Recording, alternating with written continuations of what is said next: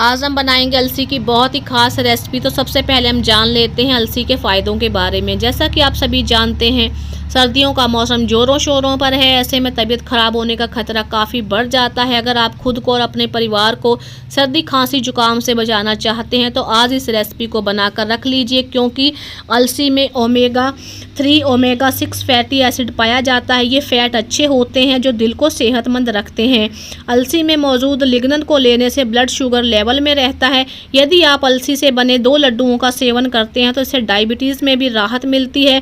अलसी के बीज बैड कोलेस्ट्रॉल को कंट्रोल में करते हैं, साथ ही खून को भी साफ करते हैं।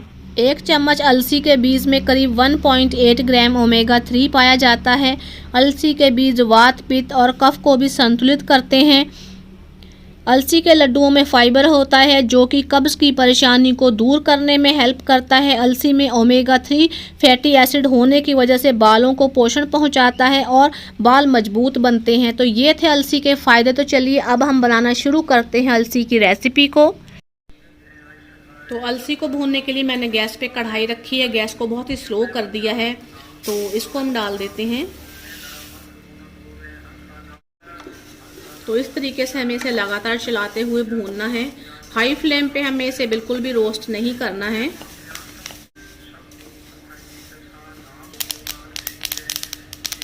तो ये देखिए, अलसी को जब हम ड्राई रोस्ट करते हैं तो इस तरीके से ये जब रोस्ट होती है तो इसमें थोड़ी सी आवाज़ आती है, तो इसका थोड़ा कलर भी चेंज होने लगता है। तो 2 मिनट इसे मैं और रोस्ट करूँगी। तो ये अलसी रोस्ट हो गई है। पूरे 4 से 5 मिनट हो गए हैं। बहुत ही स्लो गैस पे मैंने इसे रोस्ट किया है। तो कैमरे की वजह से थोड़ा सा आपको कलर इसका नहीं दिखाई दे रहा है। तो ये अच्छे से रोस्ट हो गई है। तो यहाँ पे मैं गैस को ऑफ कर दूँगी और इसे मैं किसी दूसरे बर्तन में निकाल लेती हूँ। जब ये हल्की सी ठंडी हो जाए तो हमें इसे मिक्सी में डाल के इसका पाउडर बना के तैयार कर लेना है। आपको इसे बहुत ज़्यादा ठंडा नहीं करना है। हल्की सी ये जब गर्म होगी तभी हमें इसको पीस लेना है। इसमें डालेंगे हम आधा किलो गेहूं का आटा। तो इसको मैंने छाना नहीं है, पहले हम इसे अच्छे से भून लेंगे, उसके बाद हम इसे छानेंगे। तो ये देखिए, आटा भी अच्छे से मैंने रोस्ट कर लिया है। तो इसको थोड़ा सा ठंडा कर लेंगे हम। ठंडा करने के बाद इसे मैं छान लेती हूँ। आटे को छानने के बाद मैंने आधा किलो देसी घी लिया है। इसको कढ़ाई में मैंने डाल दिया है। बहुत ही स्लो गैस पे हम इसे मेल्ट होने देते हैं। तो इस तरीके से देखिए, मैंने अलसी को भी बहुत ही बारीक पीस लिया है। तो इसके साथ ही मैंने 1 किलो गुड़ लिया है। आप अपने टेस्ट के अकॉर्डिंग कम ज़्यादा कर सकते हैं। थोड़ा सा इसमें मीठा तेज़ ही अच्छा लगता है। तो इसे मैं इस घी में डाल देती हूँ।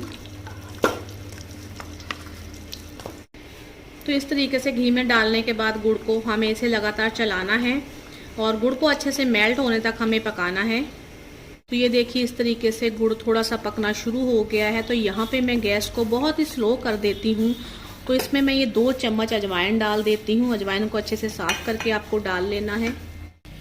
इसके साथ यहाँ पे 2 बड़े चम्मच मैंने किशमिश ली है, इसको डाल देते हैं।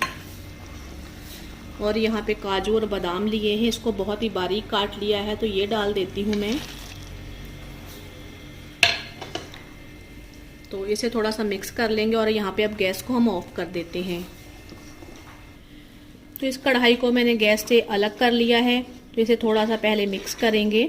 जो हमने इसमें ड्राई फ्रूट डाले थे वो अच्छे से घी और गुड़ के अंदर मिक्स हो गए हैं और ये रोस्ट भी हो गए हैं क्योंकि घी गर्म था। तो अब इसमें ये हम फ्लैक्ससीड, जो हमने इसका आटा बना के रखा था अलसी का, ये हम इसमें ऐड करेंगे। इसके साथ ही जो हमने आटा रोस्ट किया था वो डालेंगे हम। इसको मैंने अच्छे से छान लिया है। तो पहले हम इसे मिक्स कर लेते हैं। अजवाइन डालने से बहुत ही प्यारी खुशबू आ रही है इसकी।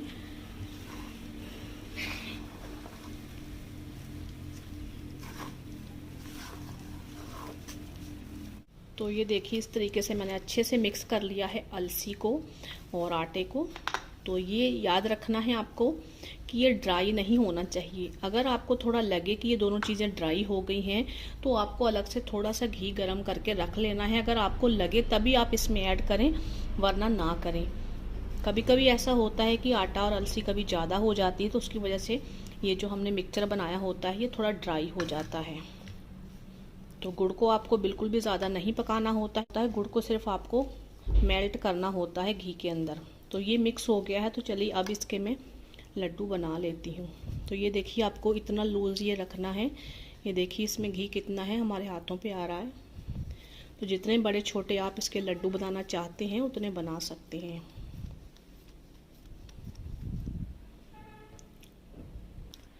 इस तरीके से मैं बना लेती हूँ।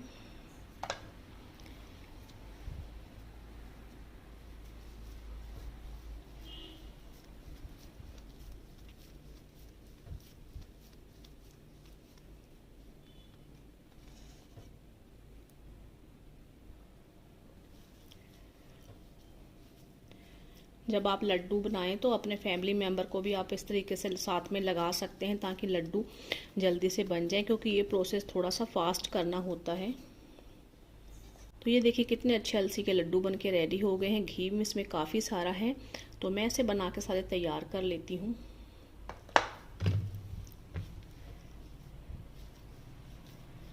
आप इसे सजाने के लिए ऊपर से काजू बादाम लगा सकते हैं, और वैसे कोई ज़रूरत भी नहीं है, आप ऐसे भी इसे सर्व कर सकते हैं,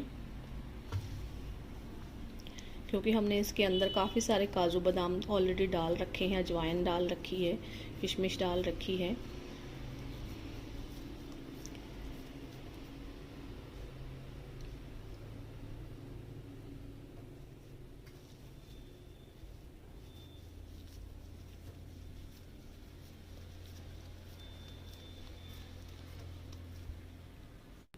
पंजाबी अलसी की पिन्नियाँ बन के रेडी हैं। आप इस तरीके से अलसी की पिन्नियाँ सर्दियों में बनाकर खाइए, आपकी कई सारी परेशानियाँ दूर हो जाएंगी, जैसे सर्दी का लगना, हाथों पैरों में दर्द, जोड़ों में दर्द, बहुत सारी ऐसी सर्दी की प्रॉब्लम जो होती है, सर्दी की वजह से होती है बड़े बूढ़ों को, तो आप उन्हें बना के दे सकते हैं। खुद के लिए भी बना सकते हैं, बच्चों को दे सकते हैं। अलसी तो आप जानते ही हैं कितनी अच्छी होती है सेहत के लिए, तो सर्दी के मौसम में आप इस तरीके के लड्डू बनाकर ज़रूर खाएं, और आप इसे कई दिनों तक स्टोर करके भी रख सकते हैं। बहुत ज़्यादा टेस्टी बनते हैं और बहुत ही हेल्दी होते हैं ये लड्डू। तो कैसी लगी आपको आज के अलसी की पिन्नियों यानी अलसी के लड्डू की रेसिपी? तो अगर आपको आज की रेसिपी अच्छी लगी तो प्लीज़ वीडियो को लाइक कीजिए, शेयर कीजिए और चैनल को सब्सक्राइब करना बिल्कुल मत भूलिएगा।